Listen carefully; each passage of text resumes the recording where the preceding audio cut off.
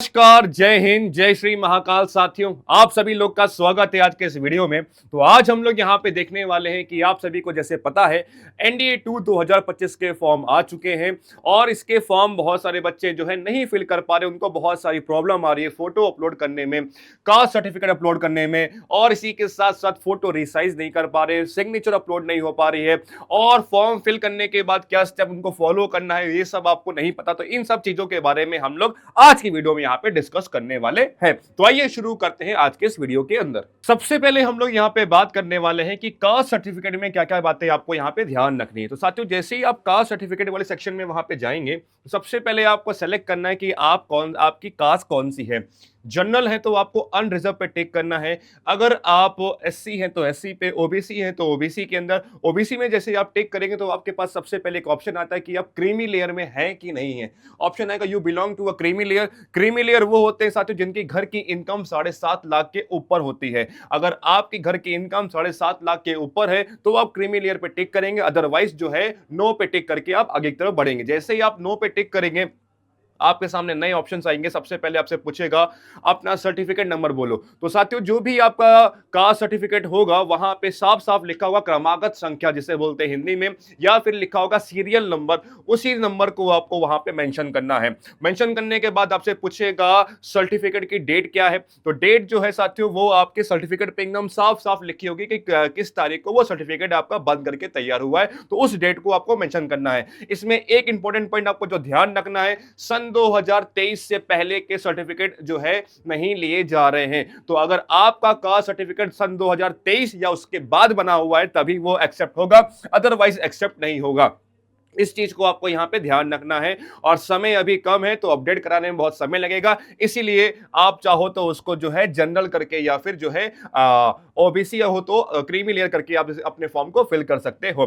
अगला पॉइंट जो आपको यहां पे ध्यान रखना है साथियों, आपसे पूछेगा इशुइंग अथॉरिटी कौन सा है। तो इशुइंग जो अथॉरिटी होता है साथियों, सबसे मोस्टली केसेस में जो होते हैं वो रेवेन्यू ऑफिसर होते हैं, जिसको हम लोग यहाँ पे तहसीलदार बोलते हैं। ठीक है, तो सबसे पहले आपसे पूछेगा जो है इशुइंग अथॉरिटी का जो है ऑफिस कौन सा, तो वो होगा रेवेन्यू ऑफिस आप डाल सकते हैं। और इसी के साथ साथ आप जब वहां पूछेंगे डेसिग्नेशन कौन सा जिसने इशू किया है, तो उस पर आप डालेंगे तहसीलदार। ठीक है, उस पर टिक करने के बाद आप सभी जो है बाकी डिटेल्स वहां पे फिल करेंगे अपने कास्ट सर्टिफिकेट की, आपकी कौन सी कास्ट है, और आपसे पूछेगा सेंटर की लिस्ट में कौन सी रैंक कौन से नंबर पे है। तो ये सब आप जैसे ही वहां पे फिल करेंगे आपको अपना कास्ट सर्टिफिकेट वहां पे अपलोड करना होगा पीडीएफ के फॉर्म में। अपलोड करने के बाद आपका यहाँ पे कास्ट सर्टिफिकेट वाला सेक्शन यहाँ पे खत्म होता है। तो चलिए बढ़ते हैं इसी के साथ नेक्स्ट नया सेक्शन वहां देखते हैं, जिसमें हम लोग वहां पे बात करेंगे कि कैसे हम लोग अपलोड करते हैं फोटो और साइन। साथियों, हम लोग यहाँ पे देखने वाले कि कैसे आप सभी लोग अपलोड करेंगे फोटो और साइन के अंदर। सबसे पहली बात आपको यहाँ पे ध्यान रखना, जो आपकी फोटो होगी वो मस्त, उसकी जो है सबसे पहला क्राइटेरिया आपको यहाँ पे फॉलो करना, साफ साफ लिखा हुआ है। फोटो का जो साइज होना चाहिए वो 220 केबी से लेकर के 200 केबी के फॉर्मेट में होना चाहिए, और फाइल जो होनी चाहिए वो जेपीजी फॉर्मेट में होनी चाहिए। इसी के साथ साथ फाइल जो आपकी फोटो होगी उस फोटो का जो नाम है वो फोटो ही रखना पड़ेगा। स्मॉल में फोटो रखेंगे तभी वो एक्सेप्ट करेगा। मतलब जो है आपके डेस्कटॉप में जो आपकी फोटो होगी उसका नाम भी फोटोज के नाम पे ही रखिएगा, तभी आप ये फाइल ये जो लिया जाएगा। और सबसे इंपॉर्टेंट पॉइंट, मतलब उस फोटो के अंदर 75% एरिया में, मतलब 3/4 एरिया में आपका फेस आना चाहिए। तो ये पॉइंट आपको यहाँ पे ध्यान रखना है। यहाँ पे कहीं भी मेंशन नहीं है कि आपको आपको जो है क्या कहते हैं डेट लिखना कंपलसरी या फिर नाम लिखना कंपलसरी, ऐसा कहीं मेंशन नहीं है। तो इसीलिए जो है इस बार ये कंपलसरी नहीं है। अगर आपने अपनी फोटो में नाम और अपना जो है डेट नहीं दिया लिखा हुआ तो ये कोई कंपलसरी बात वहां पे नहीं है, कोई इसमें कोई दिक्कत की बात नहीं है। अब सर मेरे पास एक फोटो है, उस फोटो को मैं अपलोड कैसे करूं, बहुत दिक्कत हो रही, मैं बहुत बार ट्राई कर चुका हूं लेकिन अपलोड नहीं हो रही। तो सबसे बढ़िया साथियों मैं आपको यहां पे एक सुझाव देना चाहूंगा। मतलब मैंने अभी तक करीबन 550 से ज्यादा मैंने फॉर्म भरे हैं अपने हाथों से। लगातार मैं जो है बहुत सारे बच्चों ऑनलाइन वाले ऑफलाइन वाले उन सबका मैं लगातार फॉर्म भर रहा हूं।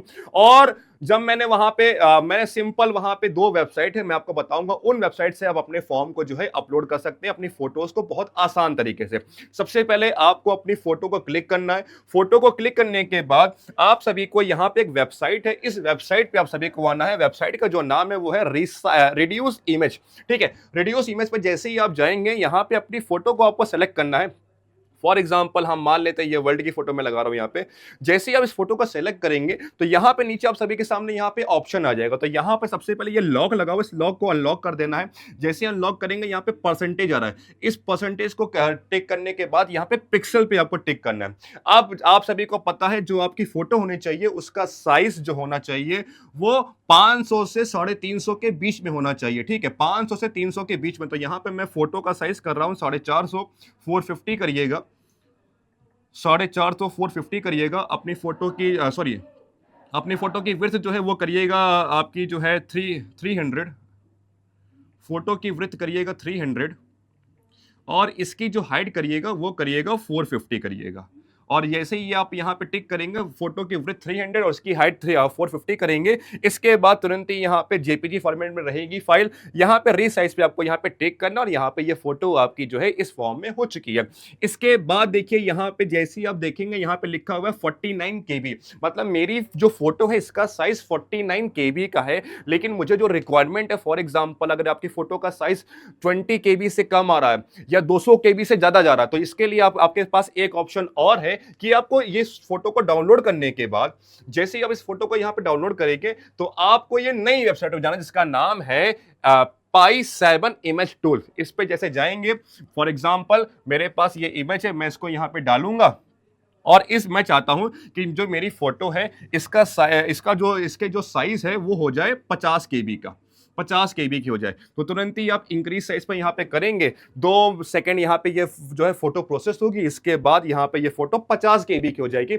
मतलब आपने सबसे पहले अपने इमेज को सही किया, इमेज सही करने के बाद उसके जो साइज है उसको आपने अपने हिसाब से कर लिया और उसके बाद यहाँ पे हमने डाउनलोड कर लिया।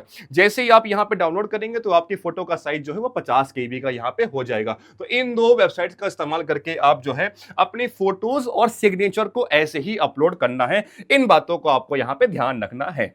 फॉर्म भरने के बाद आप सभी के सामने जैसे ही आप फोटो और साइन अपलोड करते हैं, आप सभी के सामने यहाँ पे कुछ ऐसा सेक्शन खुल जाता है। अब यहाँ पे बच्चों को पता नहीं चलता सर यहाँ पे आगे क्या करना है हमको। तो सबसे पहले आपको जैसे ही ये पेज यहाँ पे ओपन होता है, आप सभी को यहाँ पे ऑप्शन दिख रहा है व्यू का। आप जैसे ही व्यू पे टिक करेंगे तो आपका जो भी आपने फॉर्म भरा है वो आप सभी के सामने ओपन हो जाएगा। उसको आपने अगर आपकी डिटेल अगर सही है तो उसको क्लोज कर दीजिए। उसके बाद सेकंड वाले ऑप्शन को क्लिक करिए, उसको व्यू करिए, फिर क्लोज करिए, व्यू क्लोज। मतलब जो भी आपने चीजें भरी हैं उन सभी को आपको यहाँ पे जो है देखना है। आप जैसे ही देखेंगे तो यहाँ पे लिखेगा व्यूड और टिक लग जाएगा, मतलब ये हो गया, ये हो गया, ये हो गया। जैसे ये सारे सेक्शन यहाँ पे टिक हो जाएंगे उसके बाद लास्ट में एक चेक का ऑप्शन आता है, वहां पे आपको टिक करना और टिक करने के बाद प्रोसीड करना है। जैसे ही आप प्रोसीड पे जाएंगे आपका यहाँ पे पहला जो ये आपका जो डिटेल्स है ये सारी वहां पे सबमिट हो जाएंगी। तो इन बातों का आपको यहाँ पे ध्यान रखना है। आइए देखते हैं अगला पॉइंट कि सर अब इसके बाद क्या प्रोसेस होने वाला है। इन सब चीजों को आइए हम लोग वहां पे देखने वाले हैं।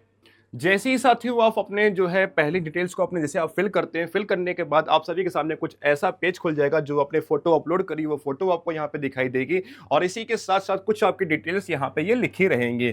अब इसके बाद क्या प्रोसेस है इसको आपको यहाँ पे ध्यान रखना। प्रोसेस साथियों ये रहेगा कि आपको यहाँ पे एग्जामिनेशन नाम का यहाँ पे जो है ब्रैकेट मिल रहा है, इस पे आपको टिक करना और यहाँ पे आप सभी के सामने ऑप्शन आएगा अप्लाई ऑनलाइन। तो अप्लाई ऑनलाइन पे जैसे ही आप टिक करेंगे आप सभी के सामने दो ऑप्शन आएगा, NDA 2025 का एग्जाम और CDS का एग्जाम। तो आपको NDA का फॉर्म भरना तो NDA पे आप टिक करेंगे, अप्लाई पे टिक करेंगे। अप्लाई पे जैसे ही आप वहां पे क्लिक करेंगे आप सभी के सामने यहां पे एक नेक्स्ट पेज ऐसा कुछ यहां पे ओपन हो जाएगा।